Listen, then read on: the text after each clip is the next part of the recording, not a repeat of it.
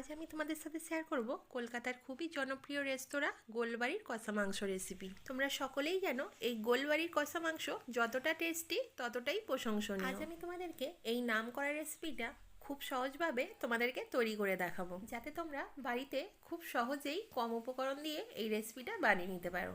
আমার সকল বন্ধুদের কাছে রিকোয়েস্ট ছিল ভিডিওটা স্কিপ না করে পুরো ভিডিওটা দেখো। আশা করছি আজকের এই রেসিপিটা তোমাদের খুবই ভালো লাগবে। তাহলে চলো বন্ধুরা, রেসিপিটা আমরা দেখে নিই।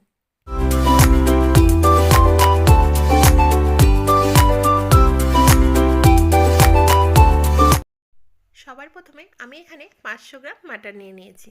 মাংসটা আমি খুব ভালো করে ধুয়ে পরিষ্কার করে নিয়েছি। মাংসটা একটু চর্বিযুক্ত নিয়ে নিয়েছি আর এরকম ছোট ছোট পিস করে নিয়েছি। আর এর সঙ্গে আমি 50 গ্রাম মতন এক্সট্রা চর্বিও নিয়ে নিয়েছি। এখন আমি মাংসটাকে ম্যারিনেট করে নেব। তার জন্য এখানে আমি সবার প্রথমে একটা কড়া বসিয়ে দিয়েছি। তার মধ্যে আমি কিছুটা সর্ষের তেল দিয়ে দিলাম। তেলটা ভালো করে গরম হয়ে যাওয়ার পর আমি এখানে 3টে মাঝারি সাইজের পেঁয়াজকে কুচিয়ে নিয়েছিলাম। ওটা আমি তেলের মধ্যে ভেজে নেব। পেঁয়াজটা আমি 15 মিনিট মতন ভেজে বেরেস্তা বানিয়ে নেব। তো দেখতেই পাচ্ছ বন্ধুরা, 15 মিনিট নাড়াচাড়া করতে করতে আমি বেরেস্তা বানিয়ে নিয়েছি। এটাকে আমি এখন একটা বাটির মধ্যে তুলে একটা সাইডে রেখে দেবো। এখন কিছু মশলা বানানোর জন্য আমি এখানে একটা মিক্সার জার নিয়ে নিয়েছি। 1 টেবিল চামচ গোটা ধনে নিয়ে নিলাম আর 1 চামচ গোটা জিরে নিয়ে নিলাম আর কিছুটা শুকনো লঙ্কা নিয়ে নিলাম। তারপর এখানে একদম ছোট ছোট টুকরো করা 4-5 পিস কাঁচা পেঁপে নিয়ে নিলাম। মাটনটা খুব ভালো সিদ্ধ হবে। এরপর এখানে নিলাম কিছুটা রসুন, তারপর নিয়ে নিচ্ছি কিছুটা আদা।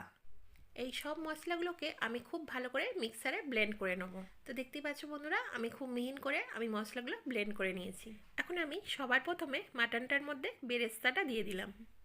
এরপর আমি এর মধ্যে ব্লেন্ড করে রাখা মশলাগুলো সব দিয়ে দেবো। বন্ধুরা, এই রেসিপিটা তৈরি করার জন্য তোমরা কিন্তু এখানে পেঁয়াজটাকে অবশ্যই বেরেস্তা বানিয়ে দেবে, এতে কিন্তু টেস্টটা বেটার আসে। এরপর আমি এখানে দিয়ে দিলাম পরিমাণ মতো নুন, দিয়ে দিলাম পরিমাণ মতন হলুদ। মাটনটার মধ্যে সুন্দর কালার আসার জন্য আমি এখানে 1 টেবিল চামচ রেড চিলি পাউডার দিয়ে দিলাম।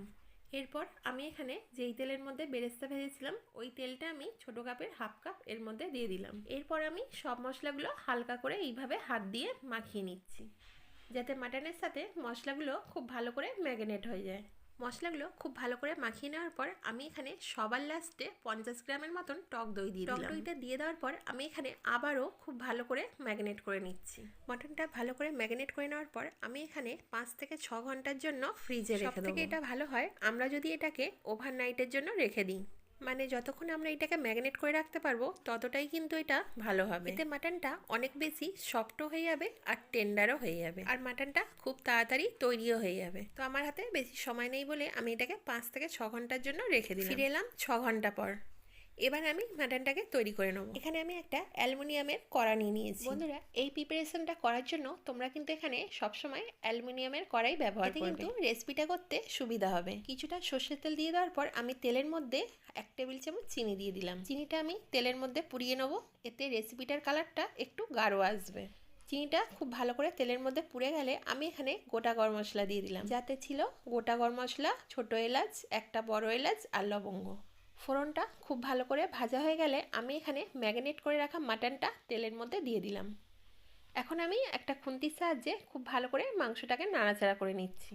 5 মিনিটের মতন আমি এখানে মাংসটাকে খুব ভালো করে এইভাবে একটা খুন্তির সাহায্যে নাড়াচাড়া করে নিচ্ছি। এবার আমি গ্যাসটাকে একদম লো করে দিয়ে 15 মিনিটের জন্য ঢাকা দিয়ে দেবো। তো ফিরে এলাম 15 মিনিট পর।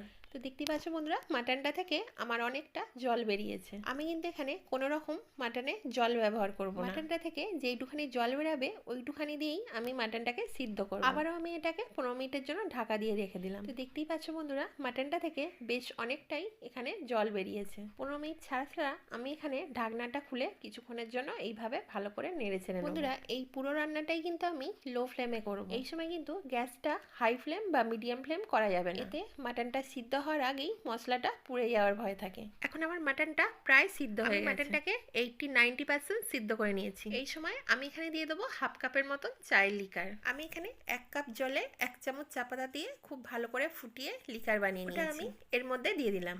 এতে কিন্তু মাটনের টেস্টের কোনো পরিবর্তন হবে না, কিন্তু রঙের পরিবর্তন হবে। ঠিক যেমন গোলবাড়ির কষা মাংসের মধ্যে কালচে ভাব থাকে, এতে কিন্তু মাটনটাতে ইজিলি কালচে কালারটা চলে আসবে। পিকারটা দিয়ে দেওয়ার পর আমি আবারও 15 মিনিটের জন্য ঢাকা দিয়ে রেখে দিলাম। আবারও 15 মিনিট পর ফিরে এলাম। 15 মিনিট পর ঢাকা খুলে আমি আবারও এটাকে নাড়াচাড়া করে নেবো। এই সময় কিন্তু বারবার ঢাকা খুলে এইভাবে একটা খুন্তির সাহায্যে নাড়াচাড়া করে নিতে হবে, যাতে এটা কোনোভাবে কড়াতে লেগে না যায়।